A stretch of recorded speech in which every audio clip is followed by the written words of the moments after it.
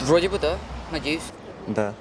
Все зависит от наших властей, как они на это все смотрят. Если хотят, дадут, не хотят, нет. Да. Думаю, что да. Думаю, только внутренний. Ну, я думаю, может, на 60-70%. Ну, обещали открыть 15 числа, не знаю, как будет. Ой, конечно, Аллах Смитити должен состояться. Мы все живем на курортном сезоне, Балан. Частично может состоиться. Ну, не полностью, как раньше, в те года. Состоится.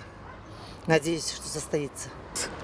Карантином, коронавирусом, думаю, что он не должен быть, потому что я считаю, что люди должны до конца понять ситуацию, решить ее. Но так как все-таки людям нужно на что-то жить, все-таки, я думаю, курортный сезон будет.